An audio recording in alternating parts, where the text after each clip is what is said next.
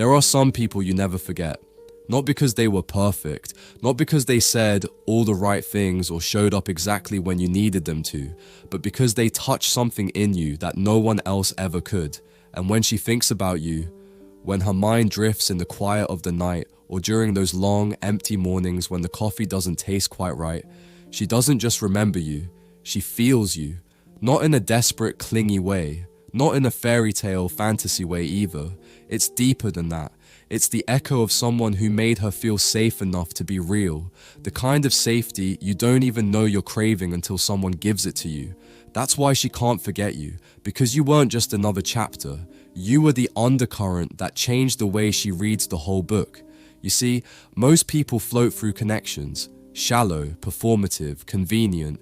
We live in a world that moves too fast, where attention spans are short and feelings are treated like trends.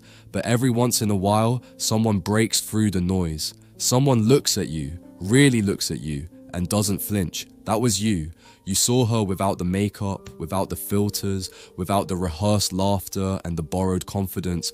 You saw her in her silence, in her second guessing, in her storm. And you didn't try to fix her. You just stayed. That stays with someone. It leaves a mark. It builds a home inside them. And even if the walls come down and the windows crack, the foundation doesn't go away. But let me be honest. Just because she can't forget you doesn't mean she tells anyone that. Most of the time, she hides it well. She laughs with her friends, flirts with strangers, posts pictures with empty captions. And maybe people think she's moved on. Maybe even you think she has. But what they don't see is how she clutches her phone after a long day, staring at your name in her contacts. Not texting, not calling, just remembering what it felt like when those conversations were daily, when your presence was a constant she could count on. She replays your words, not the grand ones, not the poetic confessions, but the quiet ones, the ones you said half asleep, or while distracted, or in the middle of something mundane. Those are the ones that hit the hardest, because they weren't designed to impress. They were real, unfiltered, human, and sometimes she overthinks it. She wonders if she was too much or not enough, if the timing was wrong or if she misread the signals. She rewrites the story in her head 1,000 different ways, hoping one of the versions will give her peace. But it never quite does, because some connections don't end cleanly. Some don't have closure. They just linger, unresolved, like a melody stuck in your head that never plays the last note. She remembers your silence too, the days you pulled away, the moments you didn't answer, the coldness in your voice when you tried to act like nothing was wrong. That hurt more than any fight, because it wasn't about anger, it was about absence, the kind that creeps in slowly and makes everything feel hollow. But here's the thing. What made you unforgettable wasn't just the good times. It was the way you made her feel during the bad ones. It was the way you held space for her when she didn't have the words. The way your presence didn't demand explanations. That's rare.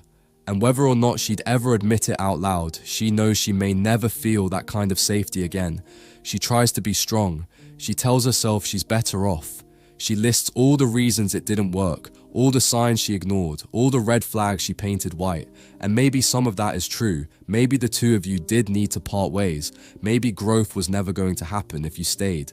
But that doesn't mean she forgot you. And it sure as hell doesn't mean you didn't matter. Because in the quiet moments, when the world isn't watching, she still feels that sting in her chest, that ache that doesn't quite fade. And it's not because she wants to go back. It's not even because she thinks it would be better now.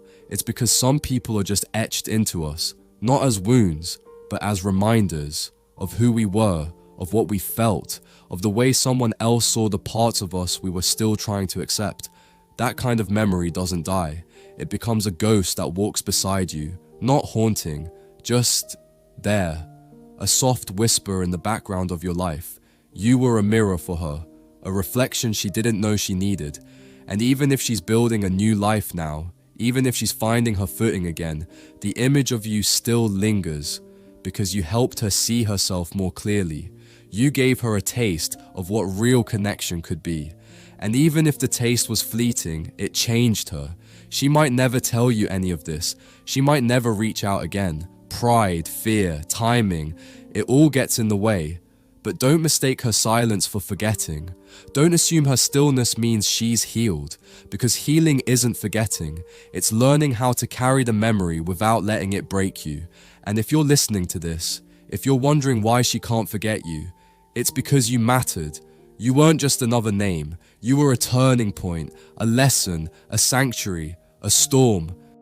She can't forget you because at some point she trusted you with her heart, and even though she had to take it back, some part of her still believes you handled it with care.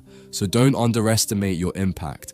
Don't write yourself off as just another ghost from her past. You were a chapter that changed everything, and the reason she can't forget you is because she still carries pieces of you in the most sacred parts of herself, not out of weakness, not out of longing, but because when someone sees your soul and doesn't run from it, that memory becomes immortal. She moved on.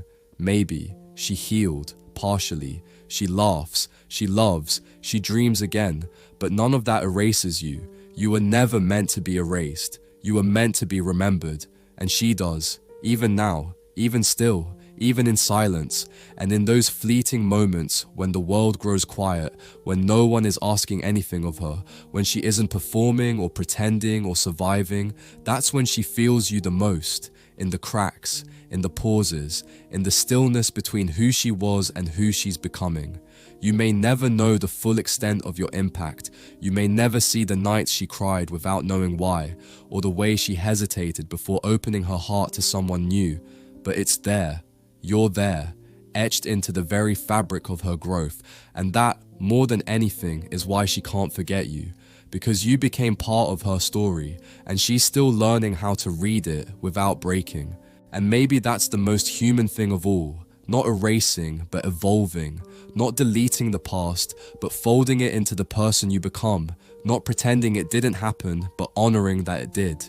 She doesn't need you to come back, not anymore. What she needed most wasn't your return. It was the slow, quiet recognition that love, even when it doesn't last forever, still leaves behind something worth carrying, something soft, something real. She lives differently now because of you, more cautiously maybe, more slowly, but also more deeply. She listens harder, loves quieter.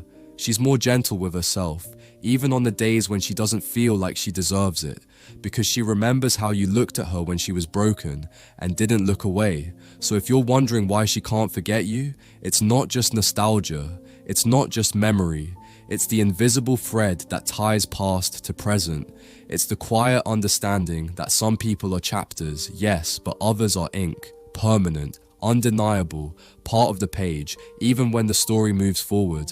And no matter how far she goes, no matter how wide the distance or how deep the healing, your presence echoes in the parts of her that love built and broke and built again. That's why she can't forget you, because in her own way, in her own time, she still carries you home.